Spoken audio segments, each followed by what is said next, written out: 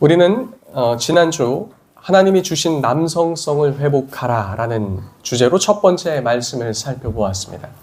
오늘은 그것에 이어서 두 번째 말씀 살펴보고자 합니다. 함께 오늘 말씀을 살펴보기 전에 지난주 말씀을 한번 상기해보고 넘어갔으면 합니다.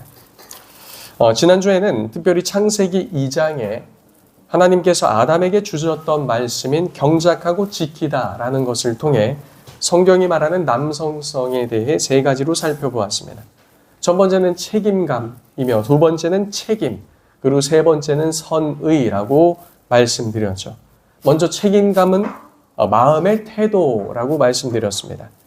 하나님은 아담을 대표 책임자로 부르셨기에 남성들은 책임을 지려는 그런 마음의 태도를 가져야 한다고 말씀드렸습니다.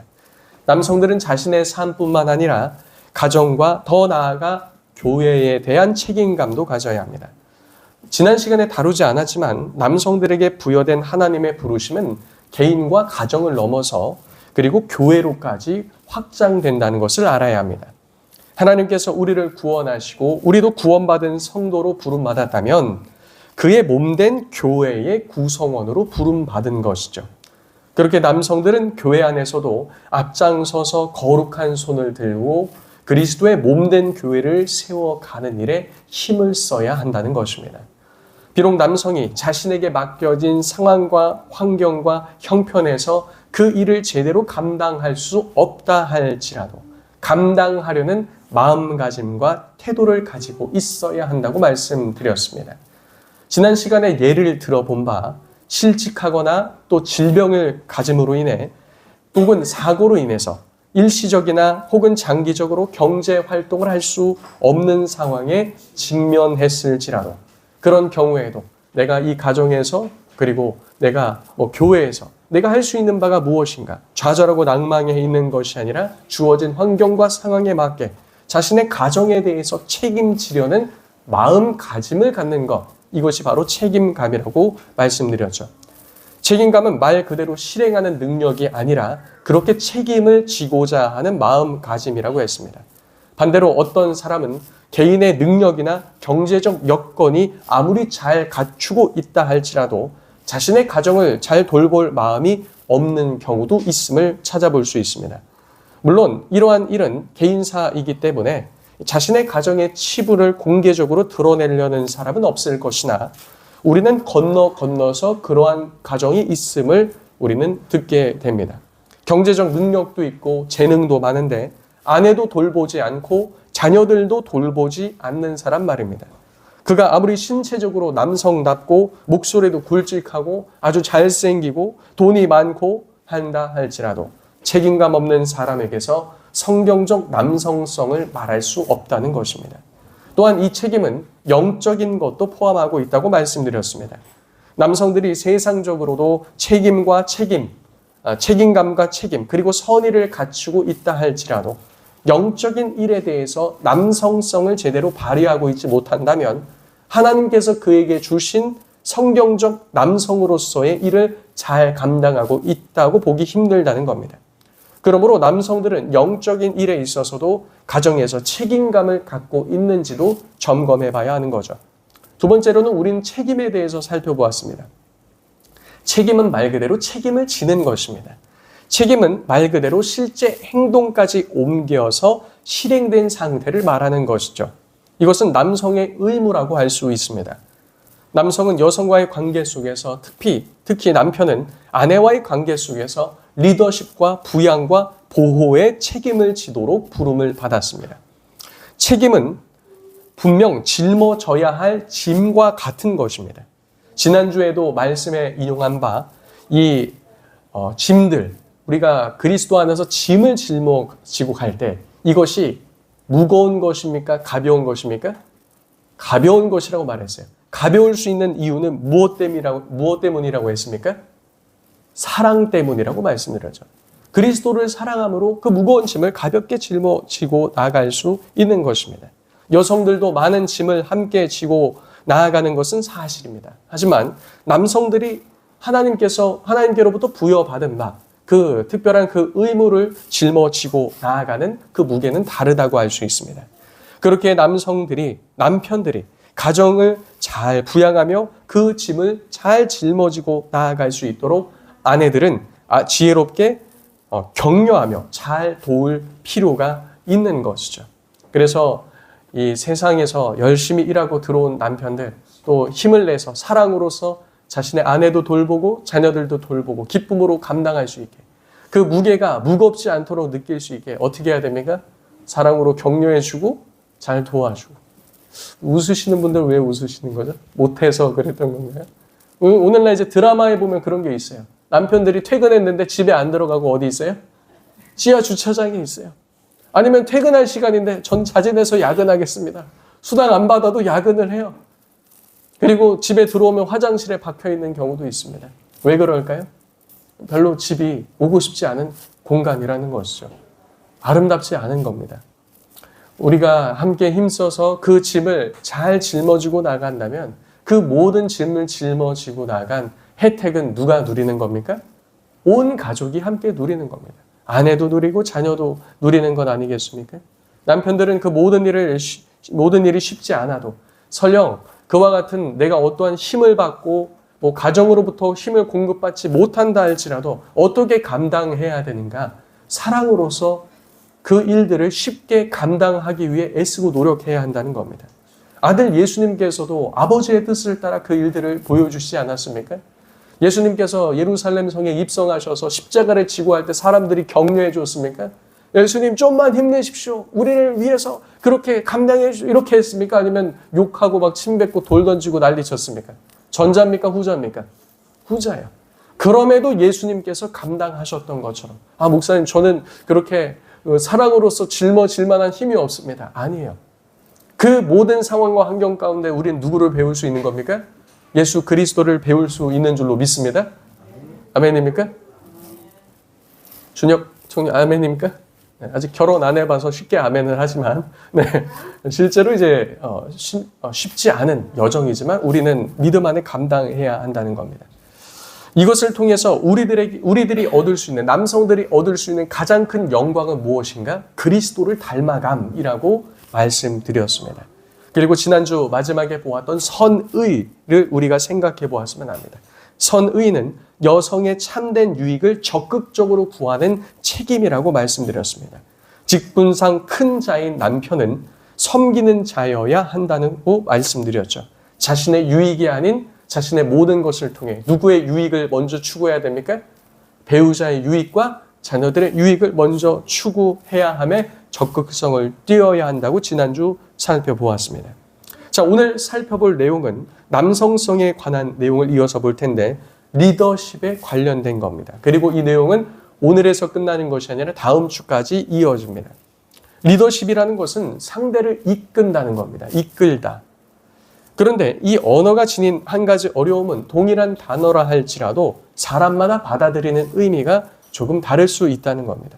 예를 들어 이끌다, 이 lead라는 단어는 어떤 사람에게는 강압적이고 지배적인 어감으로 들릴 수도 있고 또 반대로 어떤 사람에게는 온유하고 섬기는 모양으로 이해될 수도 있습니다. 사실상 이것은 그것을 이끄는 그 당사자가 누구냐에 따라서 좀 달라질 수 있겠죠. 예를 들어 조폭이 나를 이끌겠다라고 한다면 어떻습니까? 벌써부터 분위기가 이상해지는 거예요. 그런데 아주 유력하고 아주 덕망 높은 사람이 나를 이끌어주겠다 하면 어떻습니까? 그것도 또 분위기가 달라지는 것 아니겠습니까? 그렇게 성경적 남성성이 얘기하는 그 리더십이 의미하는 게 무엇인지 우리는 오늘은 구체적으로 5가지를 좀 살펴보고자 합니다.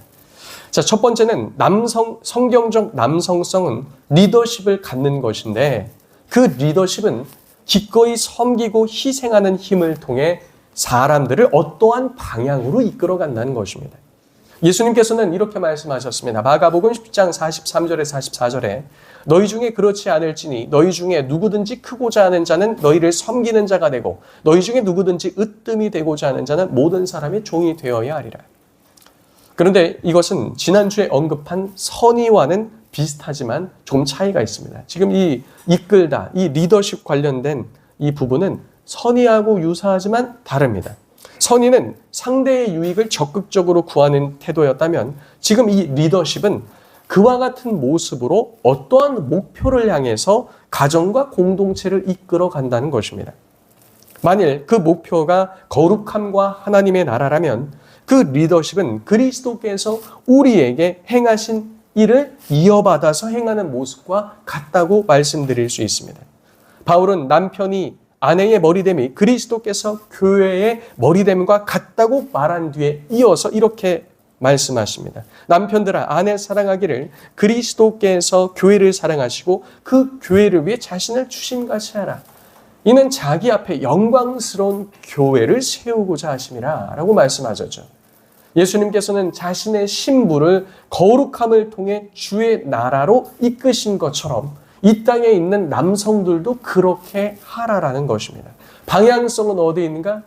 그리스도께며 거룩함으로 그렇게 하라는 거예요. 아들께서도 아버지를 향해서 교회를 그렇게 세우셨듯이 남성들도 그렇게 하라는 겁니다. 우리들이 이렇게 얘기할 때 세상의 남성들은 우리를 향해 손가락질하며 별 볼 일 없다고 말할 수도 있습니다.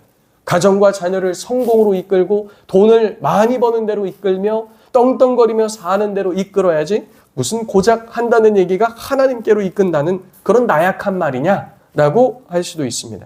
그러나 그리스도께서 걸으신 그 길은 연약해 보인다 할지라도 실상은 하나님의 지혜와 영광이 드러난 자리이며 하나님의 강하심이 나타나는 자리였다는 겁니다. 우리가 이와 같이 가정을 그리고 자녀들을 이런 길로 인도한다면 그것은 영원한 것이고 가장 영광스러운 길을 남기는 것인 줄로 믿으시길 바랍니다. 그러므로 남성의 리더십을 감당할 때도 이와 같이 그리스도께서 하신 동일한 방식으로 나타나야 한다는 것이죠. 두 번째로 성경이 가리키는 남성의 리더십은 그리스도의 권위를 옹호하는 데서 드러난다라는 거예요. 그리스도의 권위를 어떻게 한다고요? 옹호한다는 겁니다. 에베소서 5장 23절은 말합니다. 남편은 아내의 머리됨이 그리스도께서 교회의 머리됨과 같음이니. 이 말씀은 남성이 그리스도께 속한 모든 권리와 모든 권위를 그대로 부여받았다는 의미가 아닙니다. 남편은 결코 그런 존재가 될 수 없습니다.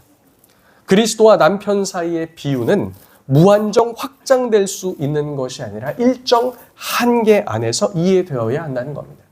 왜냐하면 우리는 그리스도와 달리 죄를 범하는 존재이기 때문이에요. 우리가 지난주에도 남성성 나눴고 벌써 첫 번째 부분 나눴어요. 우리는 이런 것을 추구해야 되지만 남성들은 이것을 다 온전히 추구할 수 있습니까? 없습니까? 없어요. 하기 위해 애쓰고 주 앞에 기도하고 노력해야 되지만 그렇지 못한 경우가 훨씬 많다는 것입니다. 그리스도께서는 신부된 교회와 우리들에게 사과하실 필요가 없으시지만 남편은 종종 자신의 잘못에 대해 아내와 자녀들에게 사과해야 하기 때문입니다. 또한 남편은 자신의 아내를 자신을 위해 준비시키는 존재가 아니기 때문에 그와 같은 우리는 스스로 권위를 취한 자가 아닙니다. 하나님께서 남편에게 머리에 직분을 주셨다고 해서 그것은 남편을 위한 것이라고 말할 수 없습니다. 그것은 그에게 맡기신 아내와 자녀를 그리스도를 위해 준비시키는 존재로서 우리를 부르셨기에 무엇을 주신 겁니까? 권위와 권리를 주신 겁니다. 남편을 위해서 준비시키는 자가 아니라 누구를 위해서 준비시키는 자로? 그리스도를 위해서 준비시키는데 권리와 권위가 필요하게 그것을 허락하셨다는 거죠. 남편 혹은 남성은 그리스도의 역할을 대신하는 사람이 아니라 그리스도를 위해서 행동하는 사람이 되어야 한다는 것입니다. 이 점에서 남편은 결코 자신의 아내에게 그리스도가 되어서는 안 된다는 것을 의미합니다. 남편은 아내에게 있어서 절대적인 존재가 될 수 없으며 그러한 일도 맡은 바가 없습니다. 남편이 아내에게 아무리 잘해줘도 아내는 채움받지 못해요. 왜요? 그리스도가 그를 채우실 수 있기 때문에 그렇습니다. 아무리 아내가 이렇게 남편을 위해서 한다고 해도 그렇게 교회의 순전한 모습이 나타날 수 없어요. 왜요? 그건 그리스도를 섬기는 자이기 때문에 그렇습니다. 만일 우리가 남성들이 그리스도의 자리를 차지하려 한다면 그것은 오히려 그리스도를 대신하는 모습으로 나타나게 될 것이며 이는 그리스도를 배신하는 격이 될 것이다 라는 겁니다. 남성과 남편으로 부르셨다는 것은 그로 하여금 그리스도가 어떤 분인지를 삶에서 드러내며 그분의 자리를 삶에서 인정하며 내어드리며 스스로 그 자리에 서려는 유혹을 내려놓는 것을 의미합니다. 따라서 남편 혹은 남성의 리더십은 아내와 여성에게 있어서 자신을 의존하게 만드는 것이 아니라 그리스도를 의존하도록 이끄는 방향이 되어야 합니다. 그리고 실제 삶 속에서는 그 상대방을 깎아내리는 식의 감독이나 지나치게 세세한 통제와 같은 이런 태도를 배제시켜야 합니다. 왜냐하면 자신의 아내 역시 주인이신 그리스도 앞에 서는 존재이고 또 그 앞에서 넘어지기도 하는 존재이기 때문입니다. 내가 그를 깎아내릴 권한이 없어요. 왜요? 아내도 그리스도의 신부로서 그 앞에 서기 때문이에요. 그리고 그도 넘어지기도 해요. 아내들도. 그래서 그 넘어짐에 대해서 뭐라고 할 필요도 없다는 겁니다. 오히려 격려하고 잘 쓸 수 있도록 도와야 하는 것이죠. 그런 연약한 아내임에도 불구하고 그리스도께서 그녀를 사랑하신 것처럼 남성들 우리 역시 그리스도의 신부 아닙니까? 우리들도 어떻습니까? 우리들도 그리스도 앞에 서기도 하고 우리도 어떻게 하죠? 넘어지기도 한다는 거예요. 그리스도께서 우리를 고압적이고 강압적이고 억압적으로 다루시지 않는 것처럼 때론 넘어진다 할지라도 우리를 긍휼히 여기시는 것처럼 그와 같이 긍휼한 태도로 사랑으로 아내에게 나아가야 한다는 겁니다. 우리 남성들은 그리스도께로부터 받은 권위를 가지고 그리스도를 옹호하는데 주를 더욱더 적극적으로 드러내는데 우리가 가진 권위와 권한들을 사용해야 될 줄로 믿습니다. 이것이 바로 남성성입니다. 세 번째로 남성성은 다른 사람의 강점을 이끌어내고 활용하는 데서 드러난다는 것입니다. 어떤 인간 지도자를 할지라도 실수를 합니다. 또한 어떤 남성도 자신이 이끄는 사람보다 모든 면에서 뛰어날 수가 없습니다. 따라서 좋은 지도자는 자신이 이끄는 사람들의 생각에 귀를 기울이고 때로는 자신의 생각보다 더 나은 것으로 판단될 경우에 기꺼이 그것을 받아들이는 자세를 가진 자라고 할 수 있습니다.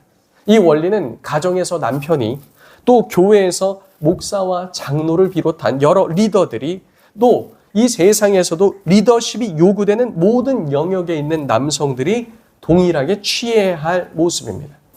남성의 리더십은 다른 사람들의 생각과 필요를 얼마나 잘 수용하는가로도 드러나게 된다는 거죠. 여러 사람들이 함께 모여 있는 곳에 리더에 위치한 사람은 자신보다 훨씬 더 뛰어난 사람들에게 둘러싸여 있을 수 있습니다. 그래서 리더라고 해서 리더로서 이끈다는 것은 그 사람들의 말을 잘 듣고 상황에 알맞게 조종하는 것을 포함하고 있는 것이죠. 딱 어느 단체에 갔는데 어느 그룹에 갔는데 사람들이 죄다 뛰어나요. 근데 리더라는 사람이 제일 별 볼 일 없어요. 능력도 없고. 그런데 그때 우리는 그것을 분별할 수 있는 눈을 가져야 됩니다. 왜 제일 별 볼 일 없는 사람이 리더로 세워졌을까? 사실 그 사람이 어떤 사람이에요? 가장 뛰어난 사람이라는 거죠. 별 볼 일 없어 보인다 할지라도 이 뛰어난 사람들은 자기 잘난 맛에 사는 사람들도 많아요. 온통 자기 잘난 맛에 사는 사람들이 가득 모여 있으면 그 집단은 어떻게 되죠? 배가 항상 어디로 가요? 산으로 가요. 막 평지도 막 노져오면서 그래도 간다면 가요. 근데 그게 바른 길이 아니라는 것이죠. 그 모든 것을 잘 조종할 수 있는 능력이 있는 사람이 바로 리더자가 된다는 겁니다. 그가 참으로 좋은 리더자라면 구성원들은 다양한 결정의 흐름 속에서도 그의 주도성과 인도를 인정하게 될 것입니다. 꼭 실력이 뛰어나다고 리더십이 뛰어난 것은 아닙니다. 어떤 사람이 모든 부분에 있어서 현재 리더가 가진 그 능력보다 모든 것이 뛰어나다 할지라도 그가 리더십이 있다고 말할 수 없는 것입니다. 많은 장점을 가지고 있지만 상대의 강점을 살려 이끌어낼 능력이 없다면 자신이 가진 재능과 능력으로 상대를 어떻게 할 수 있습니까? 죽일 수도 있는 거예요. 일을 못하게 할 수도 있고 꺾어 버릴 수도 있다는 것입니다. 자신의 자리나 능력보다 뛰어나지 못하게 상대의 성장을 방해하거나 가로막을 수도 있다는 것이죠. 그래서 리더십의 목적은 자신의 우월함을 드러내는 데 있지 않다는 겁니다. 이게 그대로 공동체 안에서도 적용된다는 거죠. 우리는 함께 목표를 향해 나아가고 있습니다. 가정에서도 마찬가지고 교회에서도 마찬가지입니다. 교회에서 훌륭한 리더는 누구인가? 바로 모든 성도들의 달란트와 강점으로서 사역을 하게 하는 리더가 강한 리더입니다. 좋은 리더입니다. 가정에서도 마찬가지죠. 아내는 아내대로, 자녀는 자녀대로 그들이 가진 달란트와 강점으로 일할 수 있도록 돕고 발굴하는 것을 도와주는 게 바로 좋은 리더라고 할 수 있습니다. 에베소서 5장 28절에서 29절에 아내는 교회가 그리스도의 몸의 일부인 것처럼 남자의 몸의 일부로 묘사가 됩니다. 따라서 남성들은 아내를 어린아이처럼 대해서는 곤란한 것이죠. 자신도 그런 방식으로 대우받기를 원치 않지 않습니까? 지난주에 나눴던 것이 무엇이죠? 황금률. 예수님께서 말씀하신 네가 대접받고자 하는 대로 남도 어떻게 하라는 거예요? 그렇게 대접하라는 거예요. 남편이 남편으로서 대접받기를 원한다면 아내를 아내로서 잘 대접해야 한다는 겁니다. 그리스도께서 교회를 딸로서가 아니라 그의 신부, 아내로서 이끄는 것처럼 그렇게 해야 한다는 거죠. 제가 우리 교회에 있는 젊은 우리 여신도들에게 남편을 대하는 부분에 있어서 절대 하지 말아야 될 것을 강조해서 가르친 것이 있습니다. 그것이 무엇이죠? 남편을 무엇처럼 대하면 안 된다? 애처럼 대하면 안 된다. 아, 우리 집에는 아들 둘이 있는데 큰아들도 있어서 셋입니다. 이렇게 얘기하면 안 된다는 거예요. 철딱선이 없는 남편이 아니라는 겁니다. 남편으로서 대해야 한다는 거죠. 실제로 그가 그와 같이 부족함이 있을지라도 말입니다. 남편들도 마찬가지라는 거예요. 성경에서 로마서 8장 17절에서는 그를 공동상속자로 말하고 있습니다. 아내를 무엇이라고 말한다고요? 공동상속자예요. 우리와 함께 영광을 누리고 영생을 누릴 공동상속자일 뿐만 아니라 주의 나라를 함께 유업으로 받을 공동상속자인 줄로 믿습니다. 그럼 그렇게 잘 대해야 한다는 겁니다. 그렇게 우리의 리더십 아래 있는 아내나 자녀들이 과도한 통제나 지나친 감독, 억압적인 지배를 통해 그들의 영적 미성숙이나 나약함, 불안 등에 거하게 된다면 이는 성경에서 말하는 에베소서 5장의 핵심 비유를 놓친 상황이라고 말할 수 있는 겁니다. 그리스도께서는 결코 그러한 방식으로 아내와 자녀들을 세워가지 않으시기 때문에 그렇습니다. 네 번째로 남성은 모든 행동을 자신이 시작하지 않아도 가정 전체에 걸친 주도권이 유지되는 일에 책임감을 가져야 한다는 것입니다. 가정에서 남편이 모든 생각과 계획을 혼자서 다 담당해야 하는 것은 아닙니다. 그의 리더십은 주로 가정생활의 영적이고 도덕적인 방향을 설정하고 그 방향을 따라 계획을 시작하며 실행해 나가는 책임을 감당하는 데 있습니다. 여기서 일반적이라는 표현을 사용하고 싶은데요. 그 이유는 실제로 다양한 상황 속에서 아내들이 여러 차례 그리고 여러 영역에서 계획을 세우고 주도적인 일을 맡기도 하기 때문입니다. 그럼에도 불구하고 남편에 의해서 유지되며 주도권의 분위기와 패턴은 남편에게 향해 있음을 남편이 주도한다는 것을 우리는 반드시 형성해내야 합니다. 왜 그렇죠? 결정에 대한 모든 책임은 하나님께서 누구에게 짊어지게 하셨기 때문입니까? 남성에게 짊어지게 하셨기 때문이에요. 그래서 결정에 있어서 누가 주도한다고요? 남성이 주도할 수 있도록 그것을 방향을 물꼬를 트고 분위기나 이런 모든 것들을 형성해내야 한다는 겁니다. 예를 들어 이런 부분도 마찬가지입니다. 가족이 함께 모여서 식사를 할 때 각자가 기도를 할 수도 있습니다. 하지만 저도 이 말씀을 준비하면서도 마찬가지예요. 가족들이 함께 모여서 식사를 할 때 남편이 식사 기도, 대표 기도를 인도하시기 바랍니다. 대표 기도를 인도하세요. 아내가 식사 때마다 기도를 주도한다거나 예배를 들으러 가기 위해서 가족들을 준비시키는 일에 아내가 주도한다거나 물론 이제 아내도 주도할 수 있죠. 아내도 주도할 수 있으나 누가 하라는 거예요? 남편들이 주도하라는 겁니다. 남편들이 주도한다고 해도 아내들이 아이들 씻기도 하고 옷도 입히기도 하고 이런 저런 일도 할 수 있어요. 하지만 그 주도적인 분위기는 누구에게 있게끔 만들라는 거예요? 남편에게 있게끔 만들라는 겁니다. 가정 예배를 위해 가족을 모으고 준비하는 일, 자녀들에게 요구되는 도덕적 기준을 정하고 논의하는 일, 재정의 우선순위를 결정하는 일, 이웃을 섬기며 사역하는 일, 교회에서도 사역하며 봉사하는 일에 있어서도 주도적으로 아내가 앞장을 서고 있다면 그러한 리더십의 패턴은 성경이 제시한 남성성의 기준에 미치지 못하는 상황인 것입니다. 물론 아내가 이러한 영역들 중 어느 것에 대한 논의나 계획을 먼저 시작할 수 있습니다. 그러나 남편이 전반적으로 소극적인 태도를 보이는 가운데 아내가 이러한 주도권을 전체적인 흐름에 대해서 책임감을 느끼고 있다면 그것은 성경적 남성성과 여성성의 질서가 어긋나고 있는 상태라고 말할 수 있는 것이죠. 제가 여러 가지 가정 상담들도 할 때 보면은 저희 교회가 아닌 외부에서 문제 있는 가정들에 있어서 문제는 이런 지점에서 발생됩니다.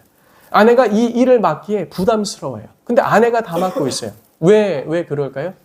남편이 그 일에 대해서 회피하고 있기 때문입니다.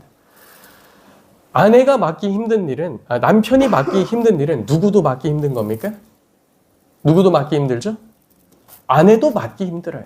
그럼 그 일에 있어서 누가 그 일들을 주도해야 되는 거죠? 남편이 책임감을 가지고 그 일들을 맡아 나가야 한다는 겁니다. 심리학자 제임스 dobs는 가정에서 남편의 리더십을 회복해야 될 필요성을 매우 강하게 강조하면서 이를 미국의 가장 큰 필요라고까지 표현했습니다. 기독교인 남성들은 자신의 능력 안에서 가족을 이와 같이 영적으로 이끌 책임을 지고 있다는 겁니다. 그렇기에 가족이 성경을 읽지 않거나 주일 교회에 예배를 잘 참석하지 않거나 하나님께서 이러한 일들이 가정 안에서 계속 일어날 때 하나님께서는 그 책임에 대해서 가정 안에 있는 누구에게 먼저 물으실 겁니까? 남편들에게 먼저 물으실 거라는 겁니다. 자녀들이 주 안에서 순종하지 않으며 무례한 태도를 보인다면 그것에 대한 주된 책임은 누구에게 있는 겁니까? 아버지에게 있다는 것입니다. 오늘날 이 사회의 가장 큰 필요는 남자들이 단지 돈을 벌기 위해 자신의 육체적, 정서적 에너지를 모두 소모하는 삶에서 벗어나서 실제로 자신의 가족을 영적으로 이끌어 가는데 헌신해야 한다는 것이죠. 이러한 요청은 미국 그리스도인들 가운데서 강하게 요청되는 바이며 오늘날을 살고 있는 한국의 그리스도인 남성들에게도 동일하게 요구되는 바라는 것입니다. 물론 성경적 남성성에 대해서 쭉 이와 같이 듣고 있자니 남자 성도님들 속에서부터 무엇인가 반발이 있을 수도 있다고 생각이 듭니다. 그럴 수도 있지만 반발은 지혜로운 일이 아닙니다. 참으로 하지만 어려운 문제입니다. 저도 아이 셋을 키우며 또 이런저런 일을 하다 보니 이런저런 일에 대한 핑계로 이런 부분을 잘 감당치 못한 것은 아닌가 말씀을 준비하면서 한번 되돌아보게 되었습니다. 나의 환경에 말씀을 맞추는 것이 아니라 우리가 말씀에 나의 삶을 맞추는 방향으로 힘써 나아가는 성도님들 되시길 예수님의 이름으로 축복합니다. 다섯 번째로 남성성은 남편과 아내 사이에 의견 불일치가 발생했을 때 최종 결정을 내려야 하는 부담을 기꺼이 받아들이지만 그렇다고 해서 그 권한을 항상 행사하려고 하지 않는다는 것입니다. 건강한 결혼 관계에서 의사결정은 남편을 중심으로 이루어지는 것이 바람직합니다. 가정에서 결정에 대한 책임이 남자에게 지도록 하나님이 부르셨기 때문입니다. 그렇다고 그것은 결코 일방적인 방식으로 이루어지지 않는다는 것입니다. 남편은 아내의 의견을 적극적으로 묻기도 하며 많은 경우 아내의 생각을 받아들여야 합니다. 이러한 태도는 에베소서 5장 25절에서 말하는 바와 같이 사랑과 또 베드로전서 3장 7절에서 말하는 생명의 은혜를 함께 이어받을 자로 알라는 그 말씀에 근거하고 있는 겁니다. 또 남자와 여자가 모두 하나님의 형상으로 창조된 존재라는 인격적인 동등성에서도 근거하고 있습니다. 일반적인 의사결정은 일반적으로도 좋은 리더십의 특징이라고 말할 수 없습니다. 그러나 반대로 팀 전체의 의견에 지나치게 의존하여 남편에게 우유부단함과 같은 약함이 드러나는 수준까지 가는 것도 좋지 않다는 것이죠. 남편과 아내는 만일 모두 그 결정에 있어서 죄와 관련된 문제가 아니라면 남편의 판단이 정당하게 우선권을 가질 수 있다는 원칙에 동의해야 합니다. 그렇다고 해서 이러한 원칙이 남편으로 하여금 자신의 아내나 가족의 의견에 대해서 자주 거부권을 행사하도록 만드는 것이 아닙니다. 실제로 도덕적 문제가 걸려있지 않는 경우라면 자신의 선호를 나는 이것을 하고 싶고 아내는 저것을 하고 싶다면 어떻게 하는 것이 좋은 것입니까? 기꺼이 자신의 선호를 아내를 위해서 내어주는 그런 모습을 비칠 수 있어야 한다는 거죠. 그뿐 아니라 자신에게는 죄성과 남성에게는 죄성과 불완전함이 있다는 것을 깊이 인식하는 태도가 필요합니다. 남편이 그리스도를 신실히 잘 따르고 있다 할지라도 모든 상황과 환경에서 무엇이 최선인지를 정확하게 판단 내릴 수 있는 능력이 없기 때문에 그렇습니다. 그럼에도 불구하고 성경적 질서가 잘 세워진 가정에서는 남편과 아내가 모두 원칙적으로 이 한 가지 사실을 인정하며 나아간다는 거죠. 그것은 필요한 경우에 의견 일치가 되지 않는 상황에서 남편이 최종적인 결정을 내려야 한다는 책임을 감당해야 한다는 겁니다. 때로는 아내들은 이 부분에 있어서 이렇게 반론할지도 모릅니다. 그래도 여태 제가 내린 결정이 더 좋았는걸요? 라고 말할 수도 있습니다. 목사님, 제가 내린 결정이 남편의 결정보다 항상 좋았습니다. 그렇게 평소에 좋은 의견을 내오신 지혜로운 아내라면 남편을 위해 지혜를 달라고 기도를 시작하시기 바랍니다. 그러는 중에도 남편의 결정이 지혜롭지 못하다고 여겨져도 그것이 죄에 관한 문제가 아니라면 그렇게 그대로 따라가십시오. 분란을 만들고 다투면서 좋은 길로 가는 것보다 다투지 않고 화합하면서 조금 돌아가는 길이 더욱더 좋고 지혜로운 길이기 때문입니다. 하나님께서 원하시는 것은 이 땅에서 A와 B 둘 중에 뭐가 조금 더 좋은 길인가, 이것을 어떻게 더 탁월하게 선택했는가, 이것에 따라서 잘하고 잘하지 못했다는 것을 판단하는 것이 아니라 하나님 안에 부부가 함께 연합함으로 만들어가는 화목리를 보면서 더욱 그것을 기뻐하신다는 사실입니다. 남편이 지혜롭지 못하게 행하는 것처럼 보일 때 아내들은 지혜를 발휘하여 순종과 존중으로 나아가시되 기도로서 그 지혜로움을 드러내시길 바랍니다. 제가 이것을 세슴스 교수님 사모님께 배운 겁니다. 사모님이 세슴스 선교사님이 그때 교수실, 한세대학교에서 교수실에서 나왔는데 화장실에 가셨을 때 이 이야기를 해주셨어요. 때로는 남편의 판단이, 우리 목사님의 판단이 내가 봤을 땐 조금 지혜롭지 못하고 훨씬 그 길을 돌아가는 것처럼 보일 때가 많이 있었다. 그럼에도 불구하고 그에게 믿음 안에서 권면했을 때 그가 아니 그 길보다 이 내가 가려던 길로 가는 게 좋겠습니다라고 했을 때 그렇게 따르고 그를 위해서 기도해줬다. 뭐라고 기도해줬는가? 하나님께서 이 남편 세슴스 목사님에게 지혜를 주사 하나님의 길을 바로 갈 수 있도록, 그리고 설령 조금 돌아가는 길처럼 보이는 그 길을 간다 할지라도 그 길을 통해서 많은 것들을 깨닫고 가정과 목회 사역을 잘 이끌 수 있도록 그를 위해서 기도했다라고 말씀드렸습니다. 저는 그 말씀을 들으면서 누가 더 크게 보였을까요? 누가 크게 보였을까요? 사모님이 훨씬 크게 보였죠. 네. 아, 이것이 바로 지혜구나. 하나님의 지혜구나. 이런 것들을 많이 느꼈습니다. 이제 말씀을 정리해보고자 합니다. 오늘 우리는 성경이 말하는 남성성의 특징 중에 이끌다라는 그 리더십에 대해서 살펴보았습니다. 그것의 특징 첫 번째는 섬김과 희생을 통해 사람들을 어떠한 방향으로 이끌어 간다는 것입니다. 그 방향은 대체로 어느 모양이 되어야 되겠습니까? 그리스도께로 이끄는 그런 모양과 방향이 되어야 할 것입니다. 두 번째로 진정한 남성 리더십은 그리스도의 권위를 옹호하는 데서 나타난다는 겁니다. 왜냐하면 자신은 그리스도도 아니요 그렇기에 자신이 아닌 그리스도의 권위를 그의 가정과 삶에서 그리스도를 위해서 나타낼 수 있도록 애를 써야 한다는 거죠. 세 번째로 성경이 말하는 남성성은 다른 사람의 강점을 이끌어내고 활동하는 데서 드러낸다는 겁니다. 가정 안에서 남성은 자신의 우월함이 아니라 자신의 탁월함이 아니라 공동체에서 자신의 탁월함이 아니라 그 공동체 구성원의 탁월함과 그들의 강점을 잘 이끌어낼 수 있도록 돕는 것이 바로 성경적 남성성이라는 거죠.